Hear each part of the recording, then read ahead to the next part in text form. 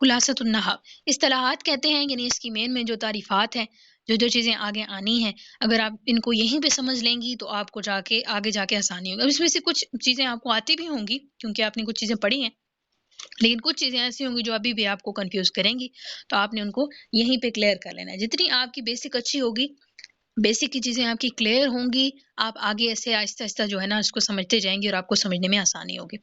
اچھا، ایک زبر ایک زیر ایک پیش کو حرکت کہتے ہیں۔ اب حرکت کا لفظ ہم نے کم ہی سنتے ہیں، یعنی اردو میں تو ہم اس کو کم استعمال کرتے ہیں، ہم زبر زیر پیش کہتے ہیں جی، لفظ پہ زبر ہے، زیر ہے اور پیش ہے۔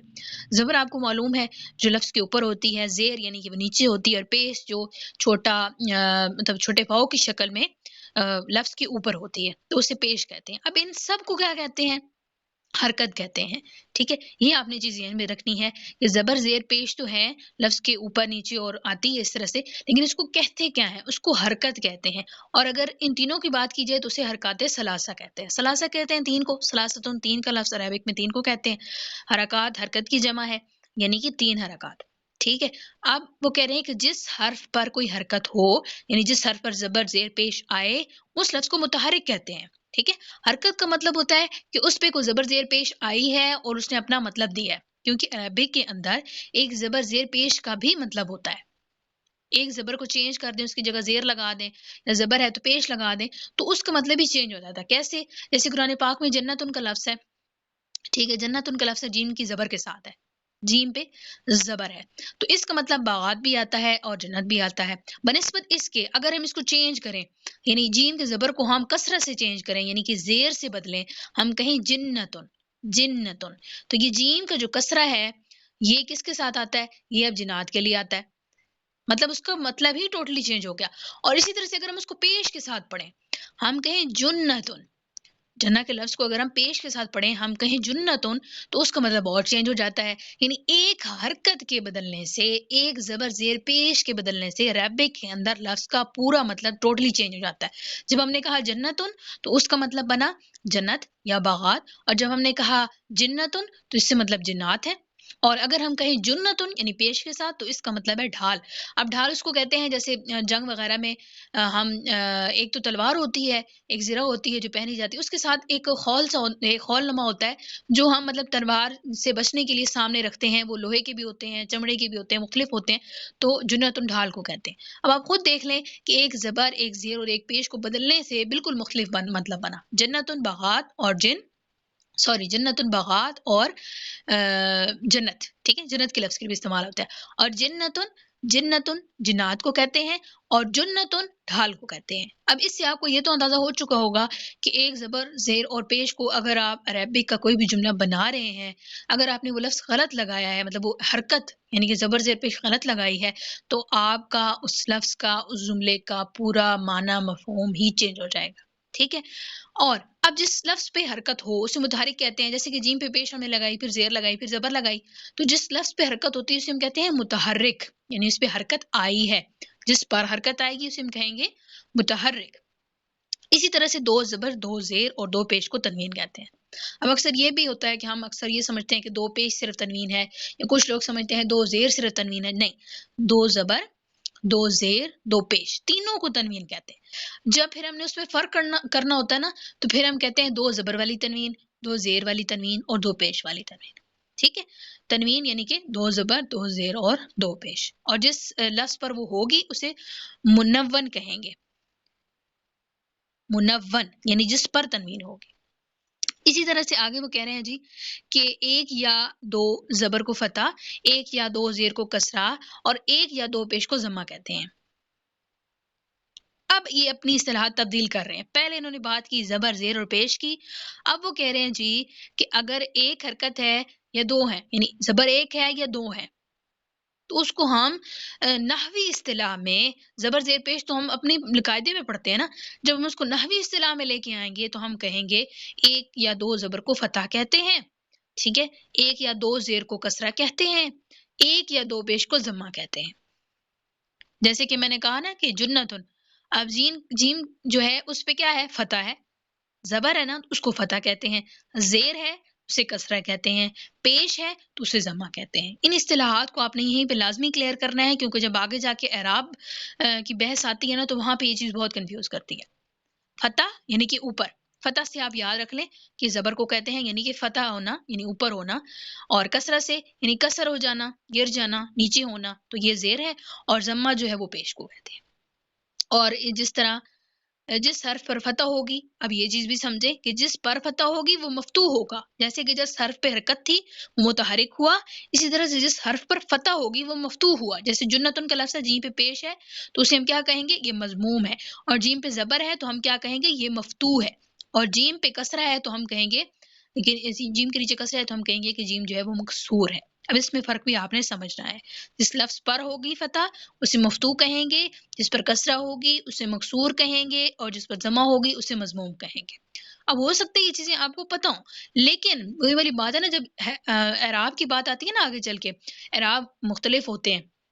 اب کچھ حروف ایسے ہوتے ہیں، کچھ چیزیں ایسی ہیں گرامر میں جن کے اعراب زبر زیر پیش سے ہی آتے ہیں، لیکن کچھ اعراب ایسے ہوتے ہیں جو زبر زیر پیش سے نہیں آتے، یعنی وہ اصلی اعراب نہیں ہوتے، وہ فرعی اعراب اس پہ استعمال کیے جاتے ہیں۔ جب فرعی اعراب استعمال کیے جاتے ہیں نا، مطلب فرع کہتے ہیں نقل کو، ایک تو اصلی اعراب ہے نا، اصلی اعراب ہے زبر زیر پیش، اور جو فرعی اعراب ہے یعنی جو نقلی اعراب ہے، اعراب کی جگہ جو لیتے ہیں وہ پھر اس طرح سے ظاہر کیے جاتے ہیں، یعنی ان کی حالت رفعی کیا ہے، حالت جری کیا ہے، حالت نصبی کیا ہے، پھر ایسے کہا جاتا ہے۔ تو اس وجہ سے یہ چیز یہاں پہ سمجھنا بہت زیادہ ضروری ہے۔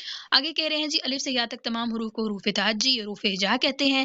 اب اس میں بھی کہا جاتا ہے کہ عربی کے جو حروف تہجی ہیں اس میں اختلاف ہے، ٹھیک ہے۔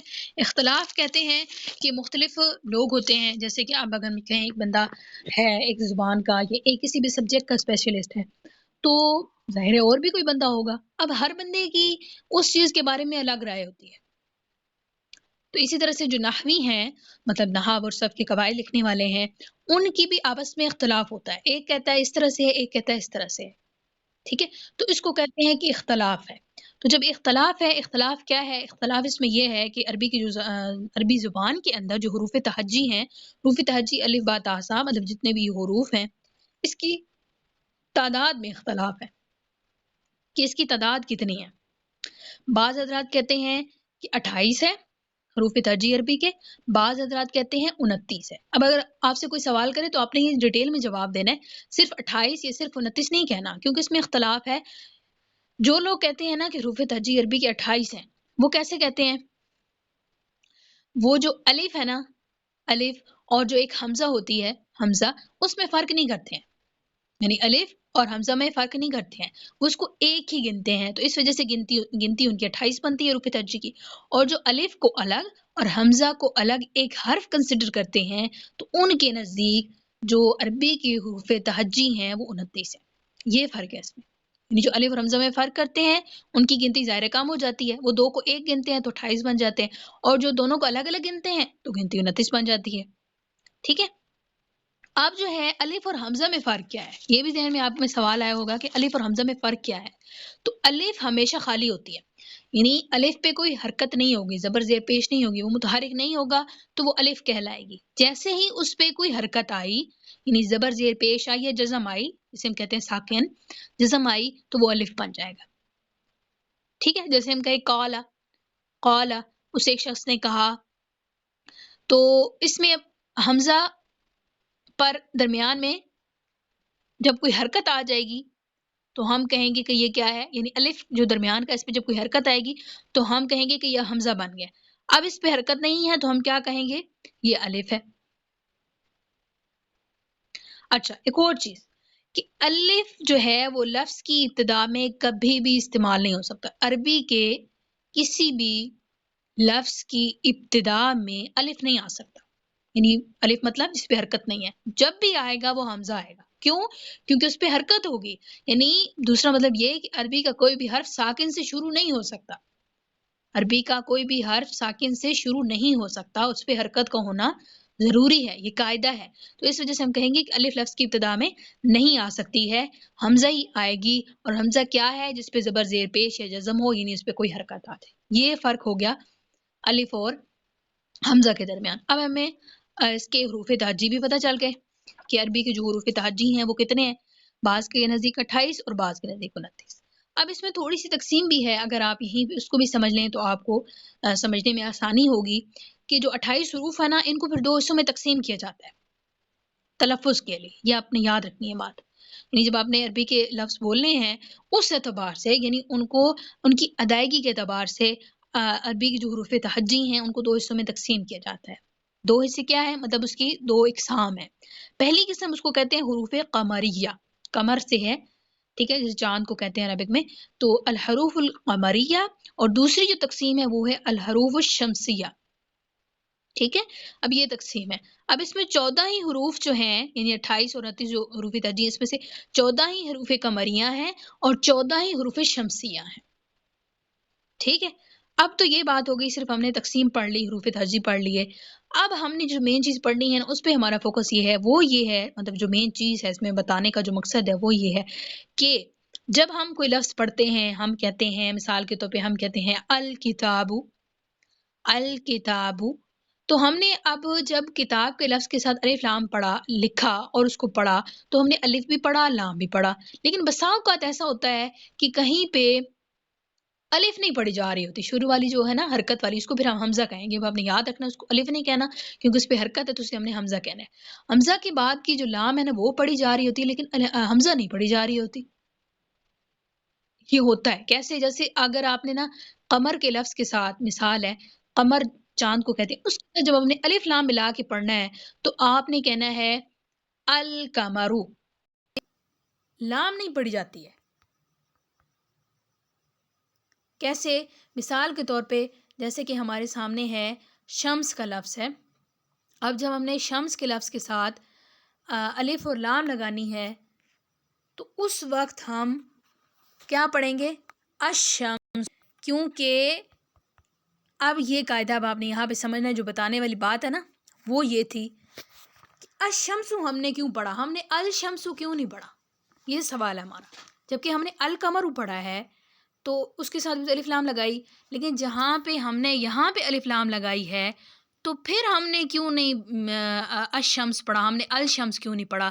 تو اس وجہ سے نہیں پڑھا کہ الف اور لام کے بعد، یعنی جو شمس کا لفظ تھا اس سے پہلے ہم نے الف لام لگائی، تو جو الف اور لام کے بعد جو پہلا لفظ آ رہا تھا شین، وہ حروف شمسیہ میں سے تھا، اور جب الف اور لام کے بعد حرف پہلا حروف شمسیہ میں سے ہو تو ہم نے کیا کرنا ہے؟ الشمسو پڑھنا ہے، ہم نے لام نہیں پڑھنی، ہم لکھیں گے تو صحیح، لکھنے میں وہ آئے گی لیکن وہ پڑھنے میں نہیں آئے گی، ہم کہیں گے الشمسو۔ اچھا، اب اگر الف اور لام کے بعد حروف قمریہ میں سے آ جائیں تو پھر کیا ہم کریں گے؟ ہم الف بھی پڑھیں گے، یعنی حمزہ بھی پڑھیں گے اور لام بھی پڑھیں گے۔ کیسے؟ جیسے القمرو، اب اس کی حروف قمریہ اور شمسیہ کی بہترین مثال بھی یہی ہے، القمرو، ٹھیک ہے، یعنی الف لام کے بعد کاف حروف قمریہ میں سے ہے تو ہم نے الف بھی پڑھا اور لام بھی پڑھا، اور الشمسو میں الف لام کے بعد شین جو حروف شمسیہ میں سے ہے تو ہم نے کیا کیا؟ الشمسو پڑھا، ہم نے لام نہیں پڑھا، لکھا ضرور ہے لیکن ہم نے پڑھا نہیں ہے۔ اچھا، اب سوال یہ پیدا ہوتا ہے کہ ہمیں پتہ کیسے چلے کہ کون سے حروف تہجی میں سے شمسیہ ہیں اور کون سے حروف جو ہیں وہ حروف قمریہ ہیں؟ تو کیسے پتہ چلتا ہے؟ آپ کے پاس ایک اردو کا مجموعہ ہے، ٹھیک ہے، حروف کا، جو آپ یاد رکھ لیں تو آپ کو حروف شمسیہ اور قمریہ ذریعے آسانی سے یاد ہو جائیں گے۔ کیسے؟ ویسے تو لفظ یاد رکھنا مشکل ہے نا کہ الف با تا، اس میں سے کون کون سے شمسی ہیں کون سے قمری ہیں۔ آپ کے پاس جملہ ہے، اب یہ جملہ آپ نے یاد رکھنا ہے، حق کا خوف، حق کا خوف عجب غم ہے، یہ ادھر لکھا بھی ہوا ہے نیچے پوائنٹ نمبر 10 میں نا، حق کا خوف عجب غم ہے۔ اب اس کے اندر جتنے حروف ہیں یہ حروف قمریہ ہیں، اس کے علاوہ جتنے بھی حروف تہجی کے حروف ہیں حروف شمسی ہیں۔ اب آپ کے سامنے آپ نے کسی بھی لفظ کے ساتھ الف لام لگائی، آپ نے اس کو جب الف لام لگا کے لکھا، اب آپ نے اس کو پڑھنا ہے، پڑھنے کے بعد پھر آپ اس پڑھنے کے لیے آپ کو یہ قاعدہ دہرانا پڑے گا۔ جب مثال کے طور پہ جیسے آپ نے کہا القلم، قلم کے ساتھ آپ نے الف لام لگائی تو الف لام لگاتے الف بھی پڑھی آپ نے، لام بھی پڑھی، کیونکہ جو الف لام کے بعد پہلا لفظ تھا قاف، وہ حروف قمریہ میں سے تھا، دیکھ لیں آپ، حق کا کاف جو ہے قمریہ میں سے ہے تو ہم نے الف بھی پڑھی اور لام بھی پڑھی۔ اسی طرح سے کوئی اور لفظ ایسا آ جائے جس میں وہ حروف شمسیہ میں سے ہے تو پھر وہاں پہ آپ جو ہے وہ لام نہیں پڑھو گے، آپ پڑھو گے الشمس، یہ ذہن میں رکھنی ہے آپ نے مثال، القمرو الشمس، حروف قمریہ اور حروف شمسیہ کی مثال۔ تو جب یہ مجموعہ آپ یاد رکھ لیں گے تو آپ کو پتہ چل جائے گا کہ حق کا خوف عجب غم ہے، جس میں جتنے نہا، کاف، دوسری کاف، الف، ہا، وا، واو، فا، جتنے حروف ہیں نا اس میں جملے میں آ رہے ہیں وہ قمریہ ہیں، اور باقی جو 14 رہ جاتے ہیں وہ شمسیہ ہیں۔ اب یہ تو ہو گئی حروف حجاب ہے ہماری بات۔ اچھا، ادھر اوپر انہوں نے قاعدہ بتایا، قاعدے نمبر 5 میں کچھ نئی چیزیں ایسے بھی دیکھ لیں. اس میں وہ کہنے کہ الف واو اور یا کو حروف علت اور باقی حروف کو حروف صحیح کہتے ہیں. الف واو اور یا یہ 3 حروف جو ہیں یہ حروف علت ہیں.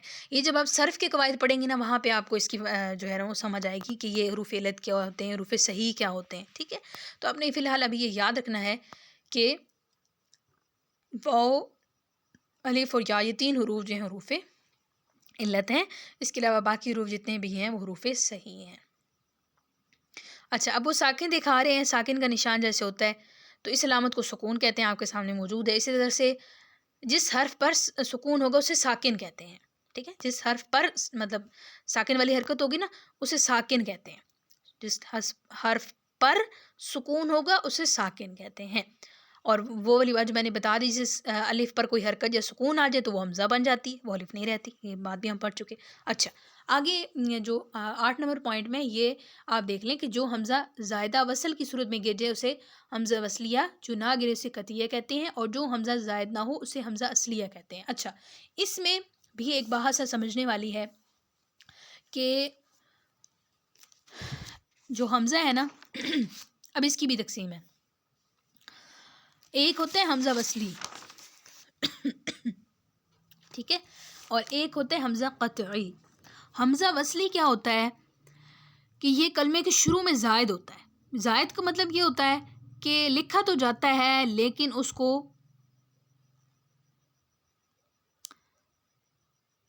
پڑھا نہیں جاتا ہے. شروع میں آتا ہے, لکھا بھی جاتا ہے, پڑھا بھی جاتا ہے, لیکن درمیان میں آئے تو لکھا تو جاتا ہے لیکن پڑھا نہیں جاتا. اب اس کی ڈیٹیل میں آپ کو سمجھاؤں گی, آپ کو سمجھ آ جائے گی. حمزۃ الوصل کیسے کہتے کیسے ہیں کہ یہ ایسی حمزہ ہے جو کلمے کے شروع میں زائد ہوتی ہے اور یہ الف کی شکل میں ہوتی ہے. ظاہر الف ہے, اس کے اوپر حرکت آ گئی تو وہ حمزہ بن گئی, ہوتی تو الف کی شکل میں ہی ہے نا. تو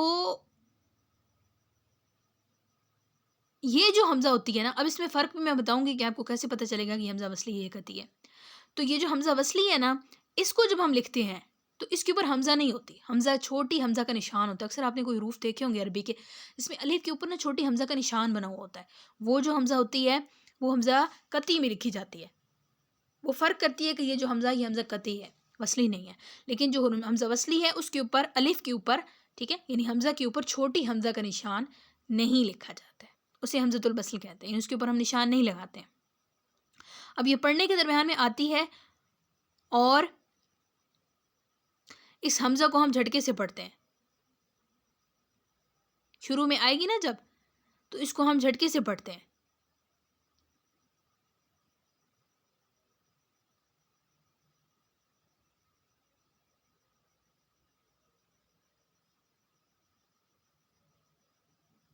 اچھا, جیسے مثال کے طور پہ ہم نے مثال لے لیجی الکتاب. اب دیکھیں الف ہے نا شروع میں, الف پہ حرکت آ گئی وہ حمزہ بن گیا. لیکن الکتاب ہم لکھتے ہیں تو اس کی حمزہ پہ ہم چھوٹی حمزہ کا نشان نہیں لگاتے ہیں. کیوں نہیں لگاتے ہیں؟ کیونکہ یہ جو الف ہے یہ حمزہ وصلی کی ہے, یعنی جو حمزہ ہے یہ حمزہ وصلی ہے, اور حمزہ وصلی پر حمزہ کا نشان, چھوٹی حمزہ کا نشان نہیں لگاتے ہیں. ٹھیک ہو گیا.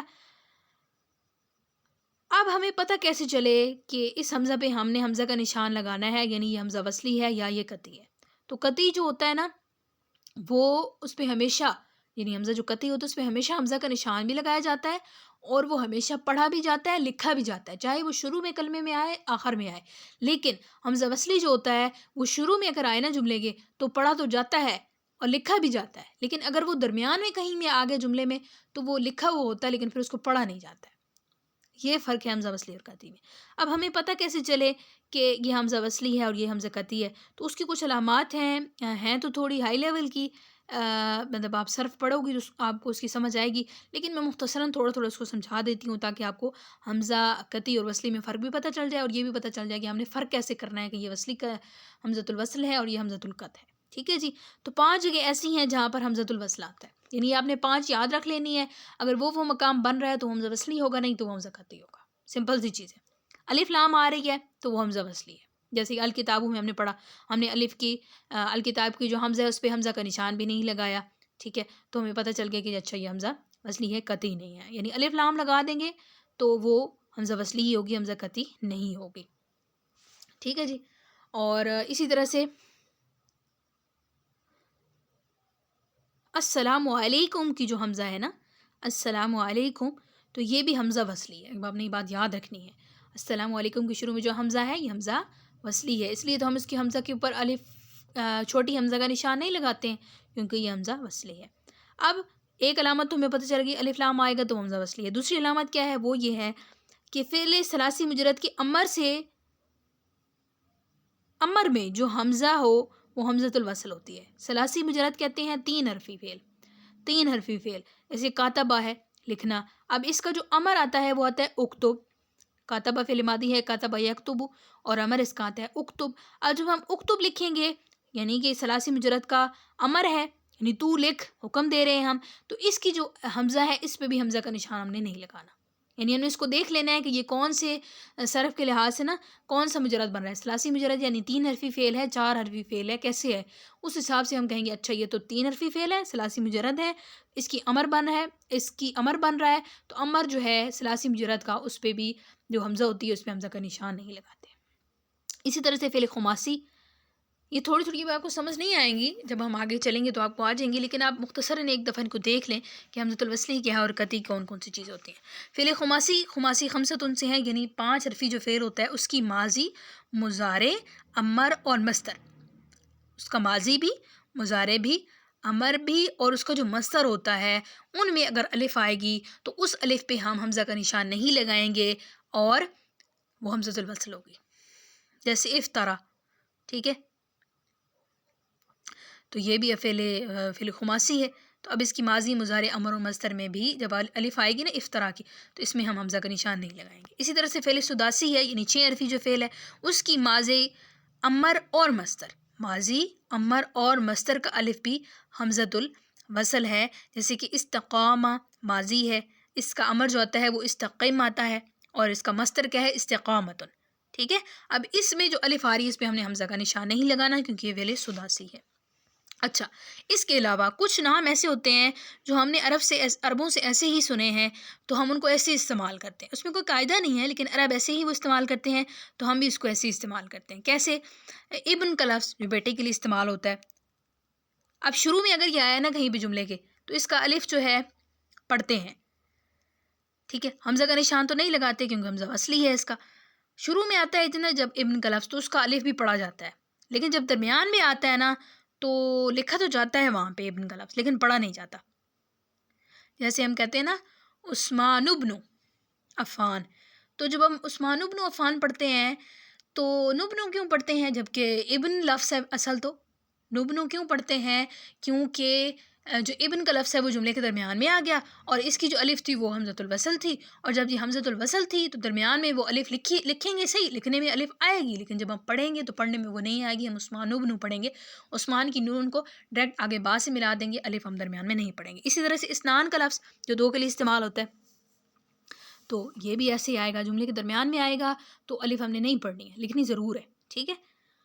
اور اسی طرح سے اسم، لفظ اسم جسے ہم کہتے ہیں ما اسمو کی، تو اس کو بولنے کا صحیح طریقہ کیا ہوتا ہے؟ مسمو کی، جبکہ لکھنے میں اسم الف کے ساتھ لکھتے ہیں لیکن بولنے میں ہم کہتے ہیں مسمو کی۔ کیوں کہتے ہیں؟ کیونکہ اسم کا لفظ جو ہے اس کی جو الف ہے وہ بھی حمزۃ الوصل ہی ہے، قطعی نہیں ہے، شروع میں آئے گی تو ہم اسم کا لفظ پڑھیں گے، جیسے ہم کہیں گے اسمی فاطمہ، ٹھیک ہے، ہم الف بول رہے ہیں، لیکن اگر ہم درمیان میں جملے کے درمیان میں جب یہ لفظ استعمال ہوگا، جیسے ہم نے پوچھنا ہے تمہارا نام کیا ہے، تو مسمو کی پڑھیں گے ہم، اسمو کی نہیں پڑھتے، ہم مسمو کی پڑھتے ہیں، لکھنے میں اسم لکھتے ہیں، الف لکھتے ہیں لیکن پڑھنے میں ہم نہیں پڑھتے، ہم کہتے ہیں مسمو کی، ٹھیک ہے جی۔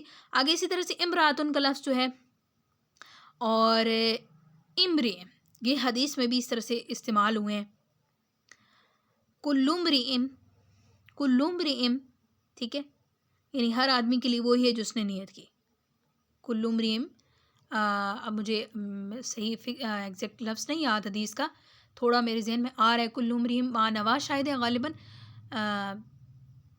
اسی طرح سے حدیث ہے کہ ہر آدمی کے لیے وہی ہے جس نے نیت کی، یعنی جس چیز کی نیت کی ہے اس کے لیے وہی ہے، یعنی اگر اچھی نیت کی ہے تو اس کے لیے اچھا ہوگا اور اگر اس کی نیت بری ہے تو اس کے لیے برا ہوگا۔ تو اب امرئ کا لفظ دیکھیں، کل امرئ آیا، وہی امرئ کا لفظ ہے، الف ہم نے درمیان میں آیا تو نہیں پڑھا ہے کیونکہ اس کا جو الف ہے یہ حمزۃ الوصلی ہے، ٹھیک ہو گیا جی۔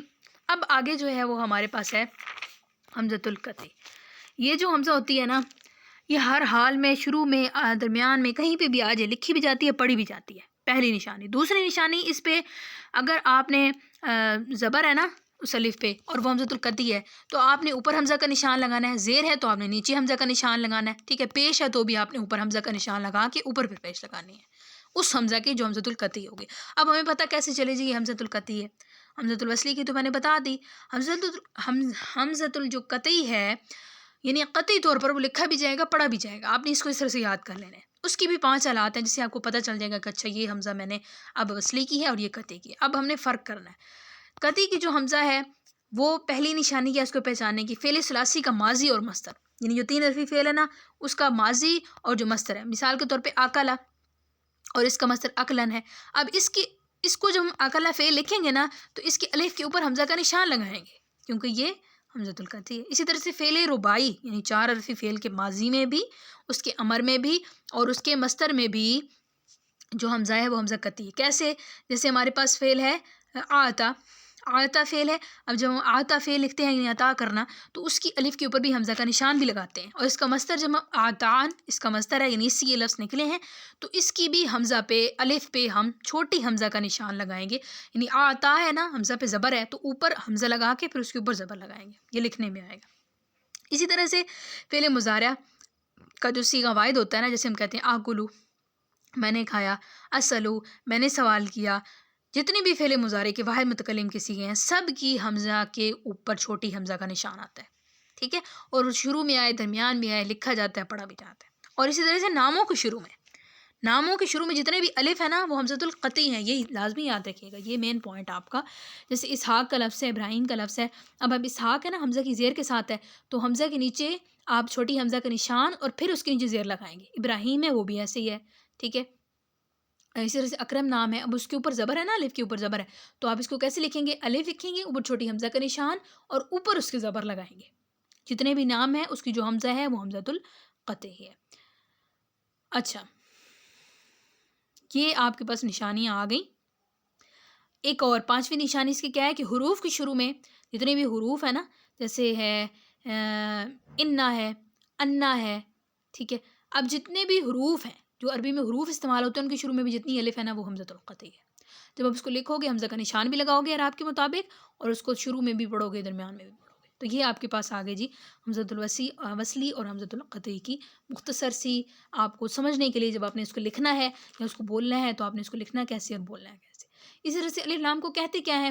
پوائنٹ نمبر 9 میں الف لام کو ہم کہتے ہیں جی حرف تعریف، یعنی حرف تعریف اس لیے کہتے ہیں کہ جب وہ کسی لفظ پہ آتا ہے نا تو اس کو خاص کر دیتا ہے۔ ہم نے جب کہا کتاب تو کوئی بھی کتاب ہو سکتی ہے، لیکن جب ہم نے کہا الکتاب تو ہم نے اس کتاب کو خاص کر دیا کہ وہ والی کتاب، یعنی وہ ایک خاص کتاب ہے۔ جب بھی کسی چیز کو عربک میں خاص کرنا ہوتا ہے تو اس کے ساتھ الف لام لگا دیتے ہیں، اور تنوین کو کہہ رہے ہیں کہ حرف تنکیر کہتے ہیں۔ آگے پوائنٹ نمبر 10 تو آپ نے پڑھ لیا تھا، آگے اچھا یہ قاعدہ پڑھنے والا ہے، ویسے آپ نے پڑھ لیا لیکن ایک دفعہ دیکھ لیں گیا جو 11 نمبر پہ جب ایسا لفظ پر الف لام داخل ہوگا تو اس کا پہلا حرف شمسی ہوگا تو الف لام کے لام کو حرف شمسی میں مدغم کر کے پڑھیں گے، نیلام کا تلفظ نہیں کریں گے، جیسے الشمس، یہ میں وضاحت ساری آپ کو سمجھا چکی ہوں۔ آگے نیکسٹ جو ہے انشاءاللہ کل کریں گے، اس میں جتنی بھی قواعد میں نے آپ کو بتائے ہیں ان کو، حرکات کو اور ان کو بولنا کیسے ہے، ان کو سمجھنا کیسے ہے، اس کو آپ نے لازمی اچھے سے یاد بھی کرنا ہے اور ذہن میں بھی رکھنا ہے، کیونکہ جب آگے چیزیں آئیں گی تو یہ چیزیں پھر آپ کو کنفیوز کریں گی، جب آپ ان کو یہیں پہ کلیئر کر کے جاؤ گے تو آپ کو انشاءاللہ یہ چیزیں کبھی بھی کلیئر نہیں کریں گی۔